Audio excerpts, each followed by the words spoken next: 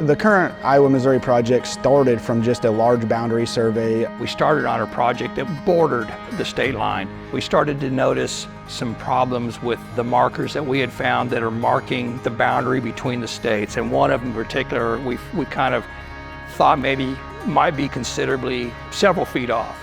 So to finish this project, we needed to determine where the state line is and to help us decide if this marker that we were thinking about was not where it belonged. As a surveyor, we're trying to retrace history every single day. Finding something that we know was set back, 100 plus years ago, that's our reward. And when you find that, for us, it means a lot. And so when we stumbled upon finding some of these other markers, we started to talk amongst the three of us. Wouldn't it be fun to take weekends, some time away and go retrace this line?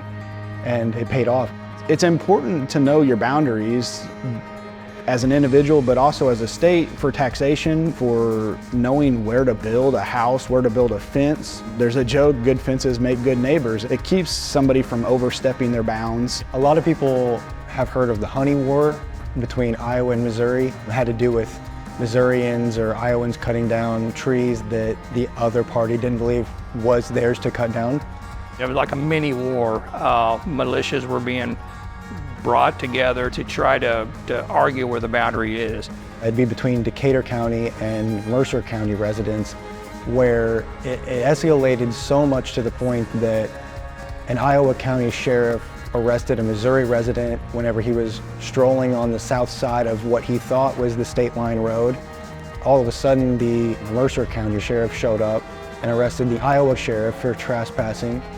There was a lot of commotion and some brawling ensued. Luckily, there was no bloodshed, but it came very close. And so a lot of people don't kind of think about some of these things that can happen between neighbors who dispute property lines. That was one case that fueled the petition for having the Supreme Court look into and try to put to rest some of those disputes in the 20-mile stretch.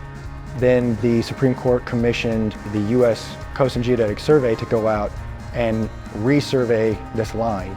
It was just from the 40th mile marker to the 60th mile marker, both of which are the cast iron monuments that were set in 1850. The miles in between those were set by the 1896 survey, the red granite markers.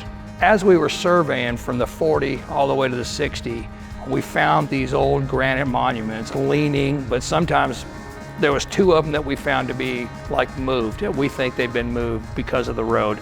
Others were just maybe moved 3 or 4 feet, but we've just found them to be out of place. When we decided to go out and locate and retrace all these, we found 15 of the red granite markers that were placed in 1896.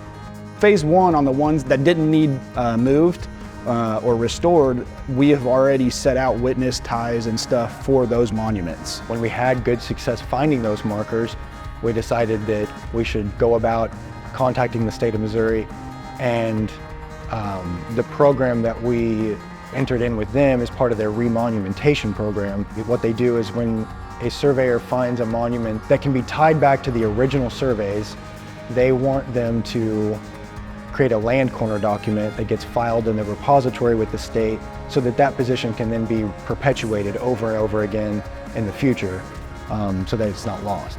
Phase two in the restoration is getting all the monuments where they were originally set. We have a local contractor to help us get the monuments out of the ground. Phase three is not in the works, but it should be talked about. Outside of the 20 miles, it's going to get a lot more complicated when you get outside and away from that last 1896 survey, because the next thing you're going to be looking for is evidence from the 1850 survey. If you're a land surveyor and you're interested in the remonumentation program or the other state boundaries in Missouri, you should reach out to the Land Survey Department, talk to them, get more information, show your interest in how important it is that we need to know where our Missouri boundary is, not just for the state, but also for private ownership.